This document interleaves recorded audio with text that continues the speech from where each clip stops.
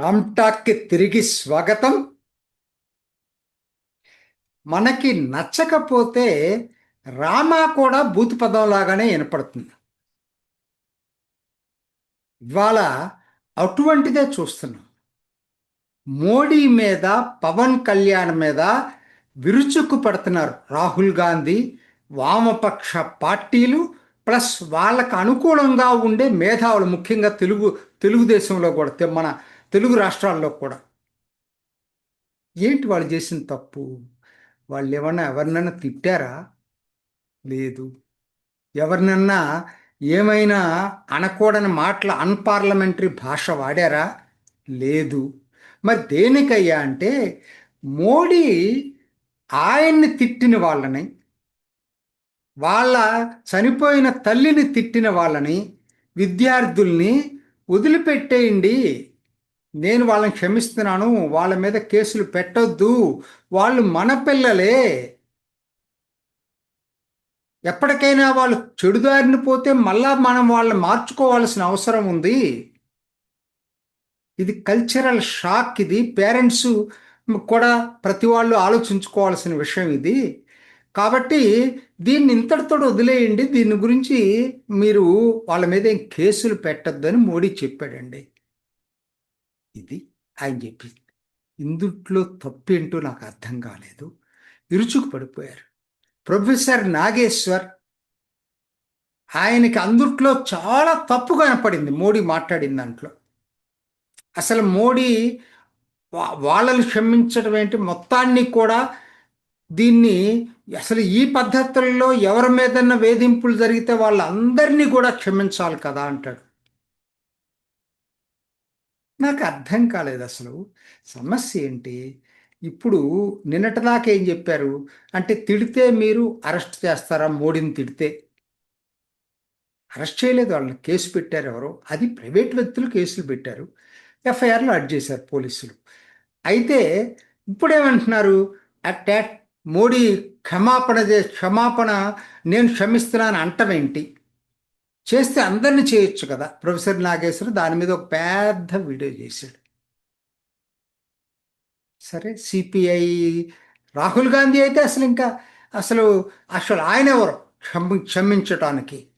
ఆయనే క్షమించాలి, ఆయనే క్షమాపణ చెప్పాలని చెప్పి పార్లమెంటును జరగనివ్వట్లేదు ఒకవైపు. అంటే అసలు అసలు రాహుల్ గాంధీ అలా మాట్లాడుతుంటే నాకు ఒళ్ళు కంపరం ఎక్కుతుంది. ఎందుకంటే వీళ్ళు అసలు వాళ్ళ వాళ్ళ చేతులే రక్తసిక్తమైన చేతులండి. అని మన తెలంగాణలో మీరు తొలి మలి ఉద్యమ దశలో కాంగ్రెస్ పార్టీ ఎంతమంది విద్యార్థులను చంపేసిందండి? కాంగ్రెస్ పార్టీయే కదా అప్పుడు అధికారంలో ఉన్నది. విశాఖ ఉక్కు పేరుతోటి ఆంధ్రాలో ఎంతమంది చనిపోయారు? అంటే అవి కూడా అవసరం లేదండి, మనకి ఎన్నో ఉదాహరణలు ఉన్నాయి చెప్పాలి చూస్తే. వాళ్ళు వాళ్ళ పతిత్తుల్లాగా, చాలా పవిత్రుల్లాగా ఇక్కడికి వచ్చి ఏమైనా నిజంగా చెప్పాలంటే మోడీ హయాంలో 12 సంవత్సరాల్లో అటువంటి ఘాతుకాలు లేవండి.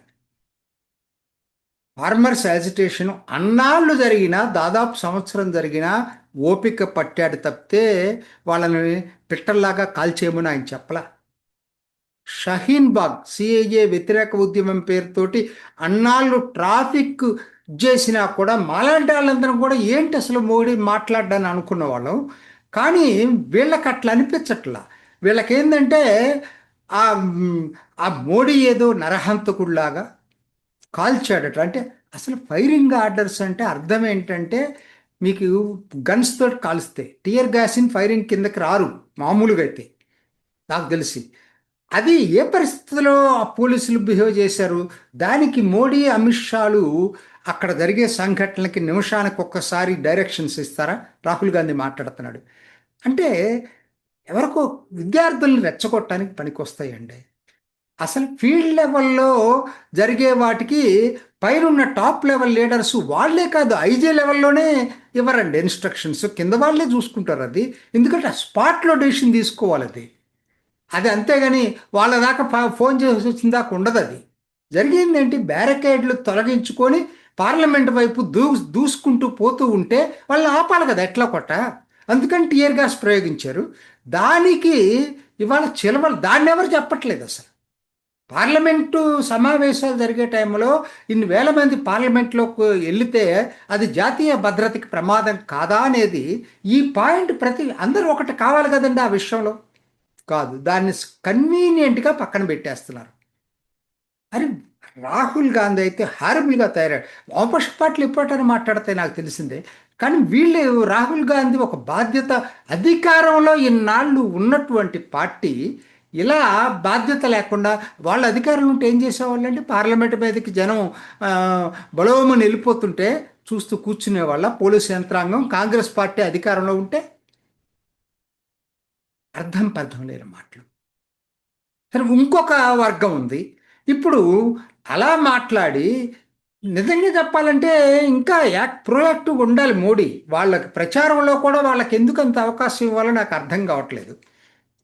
ఇంకొక వర్గం ఎవరు? పవన్ కళ్యాణ్ ఆ రోజు భోగాపురం ఎయిర్పోర్ట్ దగ్గర భావోద్వేగంతో మాట్లాడాడు. ఆయనకు మోడీ అంటే అభిమానం తెలిసిందే అందరికీ. ఆయన ఇన్నాళ్ళు కష్టపడి పనిచేసిన మోడీ, ఇటు నిజాయితీగా పనిచేసిన మోడీ, దేశాన్ని ముందుకు తీసుకెళ్లిన మోడీ మీద అమ్మాయిలు అట్లా మాట్లాడటం అనేది భరించలేకపోయానని చెప్పాడు. నా కళ్ళ మీద నీళ్ళు వచ్చినాయని చెప్పాడు. అది ఆయన భావోద్వేగం. దాన్ని చిలవల పలవలు చేసి అసలు ఏంటండి మాట్లాడేది? ఆ ప్రొఫెసర్ కాసిం మాట ఏంటో చెప్పలేదు ఆయన. అభ్యంతరకర పదాలంటే అంటే వాళ్ళ అమ్మాయిలు ఏమి బూతులు తిట్టారో ఆయన్ని, వాళ్ళ అమ్మని మళ్ళీ చదవాలి ఈయన ఎవరో పవన్ కళ్యాణ్. అప్పుడు కానీ ఆ జనాలకి అప్పుడు అభ్యంతరకర పదాలని అనుకోరట. బుద్ధి ఉందండి మాట్లాడే వాళ్ళకి? మాట్లాడిందే ఒకరు తప్పు, దాన్ని మళ్ళీ చెప్పాలట. ఆ పదాలు ఏంటో చెప్పి అప్పుడు విమర్శించాలి, అప్పుడు మీరు భావోద్వేగం చెందాలట. అని నాకు అర్థం కాదు. వీళ్ళెవరు మధ్యలో? వాళ్ళు మాట్లాడిన విద్యార్థులందరూ వరుసగా ఎన్ని వస్తున్నాయి సోషల్ మీడియాలో, వాళ్ళందరూ క్షమాపణలు చెప్పుకుంటూ వెళ్ళిపోతున్నారు. హిందూ ధర్మం మీద మాట్లాడారు, ఆర్మీ మీద మాట్లాడారు, తర్వాత ఇవాళ దీని మీద మోడీ మీద, మోడీ తల్లి మీద మాట్లాడారు.